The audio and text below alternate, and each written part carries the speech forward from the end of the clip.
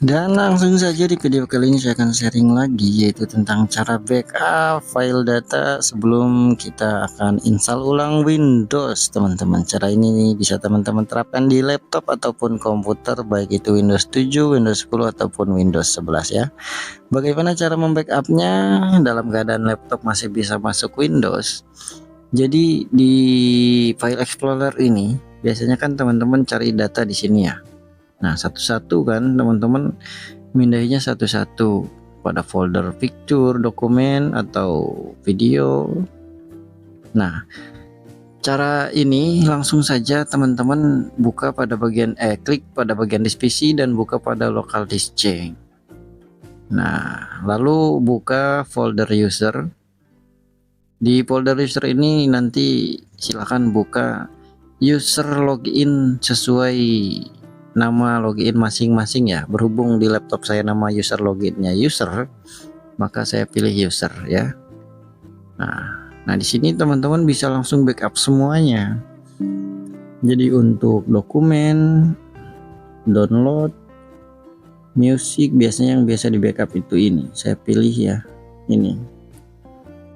Nah tinggal di blok ya.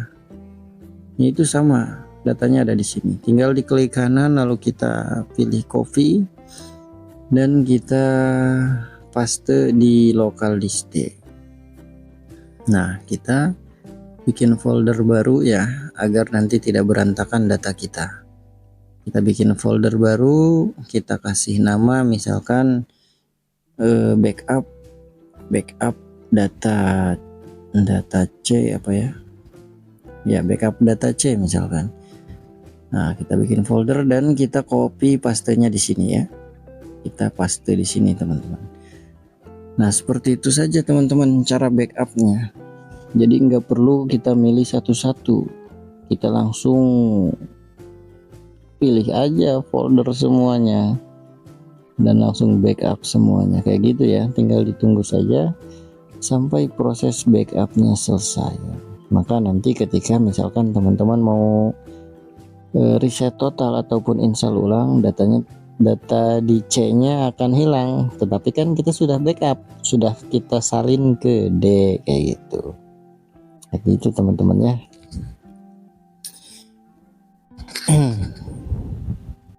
Nah, inilah cara backup data atau backup file data sebelum kita reset total atau install ulang.